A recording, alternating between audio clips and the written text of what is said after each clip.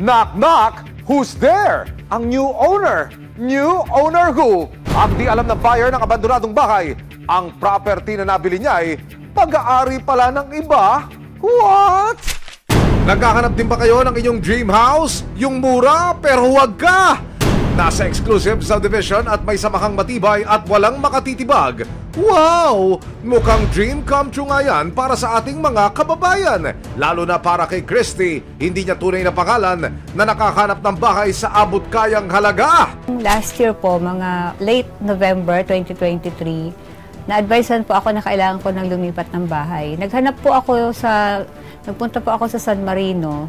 Dito nakilala ni Christy ang grupong Land Occupancy. Nagpakilala raw ang grupo bilang tagapangasiwa ng lahat ng lupain sa Pilipinas. At naatasang tumulong sa mga taong nangangailangan at naghahanap ng bahay, kabilang na ang Dasmariñas, Cavite. Lubos po talaga ako nagtiwala sa kanila. Nakilala ko po si Ma'am Lea Calios na siya po yung nagmamay-ari ng 71 million plus square meters sa buong Pilipinas. Ito na yata yung pinag-pray ko na magkakaroon ako ng sariling bahay ko. Pero para makakuha ng bahay na malilipatan, kailangan daw munang mag-down ng 50,000 pesos. Ngayon, nung tinignan na po namin yung bahay, masasabi ko hindi po maayos. Kasi unang-una po, punong-puno po ng basura yung bahay. Pero dahil good deal na raw ito, sabik si Christy at ang kanyang asawa na lumipat dito. Kampante rin sila sa mga papeles na ipinakita ng Land Occupancy. May pirma at basbas na raw ito ng mismong founder ng grupo na si Lea Calios, ang tinitingala nilang leader at may-ari di umano ng lupain sa Dasmariñas at maging ng buong Pilipinas? Di nga! Nang mahulog sa mga salita ng grupo, itinuloy na ni Christy ang transaksyon at sinimula ng gawing takanan ng tila abandonadong bahay. Pero habang nagre-relax si Christy, biglang may sumugod daw sa kanyang bahay. May nagpunta ditong babae, nagkiklaim na yung pinsan daw niya nagmamay-ari. Ngayon sabi niya, naku, wag ka na magpapaniwala sa mga yan. Basta sabihin mo, may papel tayo, kompleto tayo ng dokumento. Pero habang tumatagal, nakakaamoy na raw sina Christy at kanyang asawa na pag-alaman niyang peki pala ang lahat ng mga papeles na ipinakita sa kanya ng Land Occupancy. Tuloy-tuloy ko po yung pagsasearch ng mga dokumento na binigay nila sa akin. Hanggang sa pumunta na po ako sa resibo. Sa agarang pag-aksyon ng resibo, napag-alaman namin na marami na palang reklamo laban sa grupong Land Occupancy. Aware na ako dito sa grupo na to. Sila yung nagpapanggap na may-ari ng buong Pilipinas at pinapasok nila yung mga units dito ng mga subdivision na wala pang nakatira pero meron ng mga nagmay-ari.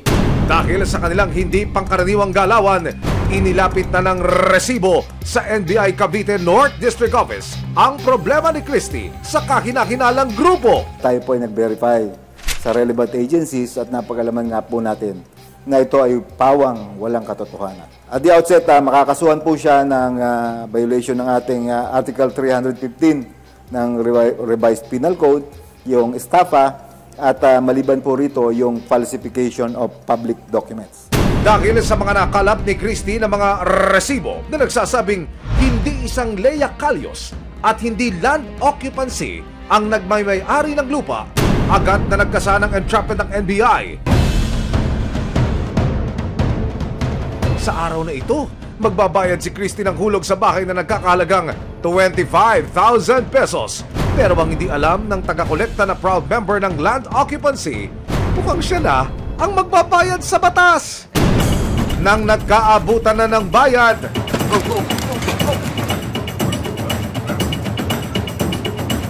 Biyaya? Tika po ha, tawagan ko lang si... Tatawag. Ay, pangalan nyo? Na, kunin mo yung... Pakihawak mo muna. Ano pangalan niyo, ma'am? Jocelyn Marapo po. Entrapment operation to, National Bureau of Investigation, Cavite, North Opo. District Office. Ano to? Tika mo na, ma'am.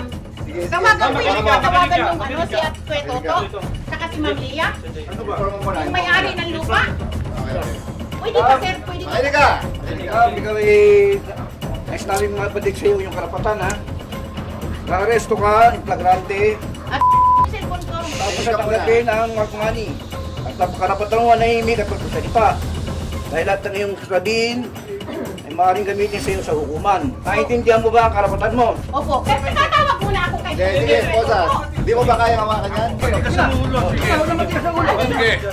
Grabe kayo. Ma'am G. Kapal ng mukha mo. Grabe kayo. Palalampasan ko to, tandaan mo yan. Mayroong nagmamay-ari, hindi lang ito scam. Nakapareham ng resibo si Jocelyn, isa sa mga kolektor ng bayad at miyembro ng grupong Land Occupancy. Wala akong masasabi, sir. Tumutulong lang ako sa tao. Yun lang ang alam kong ginagawa ko. Yung tagapagmana si Lia Calyos. Yung talaga ang hers ngayon. Hindi ako natatakot, sir, kasi totoo tong laban ko. May papilis to. Sir, kakahiya man ha. Buong kalupaan po kasi itong pinag-ano na namin eh. Pilipinas? Hindi ba masyado malaki yun? Malaki po talaga, kaso yan lang yung talaga po ang nakalagay sa titulo. Anong klaseng titulo po kaya ito? 4 na araw matapos ang pagkakaaresto kay Jocelyn, nagarap sa Resibo Studio sina Christy, kanyang asawa at 2 miyembro ng Land Occupancy. Sinubukan naming imbitakan ang kanilang sinasabing leader na si Lea Calyos, pero 2 kawani ng grupo ang dumalo upang magbigay ng panig. Si Christy, handang-handa na ipakita ang kanyang mga resibo. Tungkol doon sa Certificate of Land of Occupancy, ito po yung binigay niyo sa akin, hindi po ba? So, nakalagay nga po dito, ang sabi niyo nga is covered siya ng 8037 na title. Tama. Tama po. Tama. Una po, tinignan ko sa LRA, walang 8037 na title at hindi rin po, at wala rin pong pangalan na Don Fortunato Santiago sa record ng ng Register of Deeds, RD. Pero ang Land Occupancy, aba, ready din. So, hindi po ito kumpanya, hindi pribadong sektor, ito pa NGO? Hindi po. Ay, ano ho?